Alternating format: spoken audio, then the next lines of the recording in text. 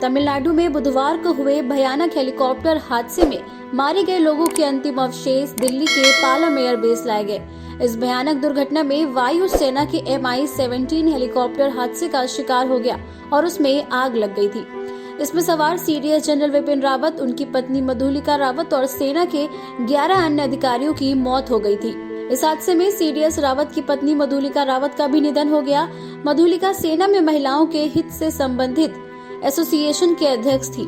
वायुसेना के अनुसार सीडीएस जनरल विपिन रावत अपनी पत्नी के साथ वेलिंगटन में स्थित डिफेंस सर्विसेज स्टाफ कॉलेज का दौरा करने के लिए और वहां के छात्रों और शिक्षकों को संबोधित करने के लिए जा रहे थे। इस हादसे में भारतीय सेना के ब्रिगेडियर लखविंदर सिंह की भी जान चली गई।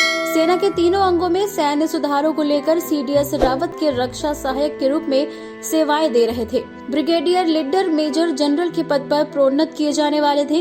हरियाणा के पंचकुला से आने वाले ब्रिगेडियर को सेना पदक और विशिष्ट सेवा पदक से सम्मानित किया गया था। कुन्नूर में सैन्य हेलीकॉप्टर दुर्घटना में मारे गए सभी 13 मृतकों के पार्थिव शरीर को विमान से दिल्ली के पालम एयरपोर्ट पर लाया गया।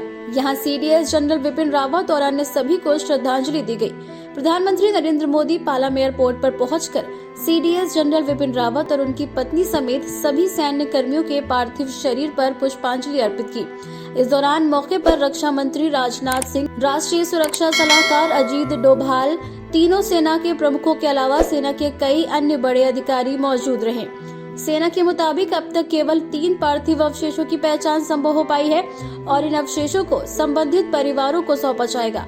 बाकी अवशेषों की पहचान की प्रक्रिया जारी है। सकारात्मक पहचान और औपचारिकताएं पूरी होने तक पार्थिव शरीर सेना बेस अस्पताल के मुर्दाघर में रखा जाएगा। देश के इतिहास के सबसे भयानक हादसों में इस हेलीकॉप्टर दुर्घटना में एकमात्र जीवित बचे ग्रुप कैप्टन वरुण सिंह को इलाज के लिए बेंगलुरु के कमांड हॉस्पिटल में शिफ्ट कर दिया गया है। कैप्टन वरुण सिंह के पिता और कोयम्बटूर के आधिकारिक सूत्रों ने उनकी हालत को लेकर कहा कि अब तक उनके 3 ऑपरेशन हो चुके हैं। उनकी हालत काफी गंभीर है लेकिन स्थिर है।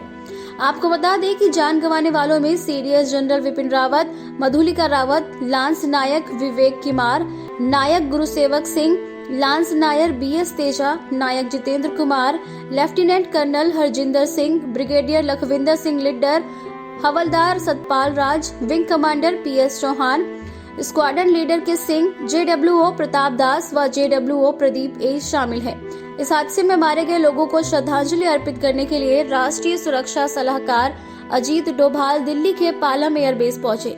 सीडीएस जनरल विपिन रावत की दोनों बेटियां भी वहां मौजूद हैं।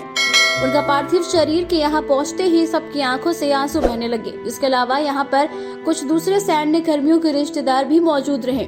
इस भयानक हादसे में जान गंवाने वाले लोगों को श्रद्धांजलि अर्पित करने के लिए रक्षा मंत्री राजनाथ सिंह भी यहाँ पर पहुंचे और उन्होंने इस दर्दनाक दुर्घटना में जान गंवाने वाले सीडीएस जनरल विपिन रावत और मधुलिका रावत की दोनों बेटियों से मुलाकात की और उन्हें दिलासा दिया।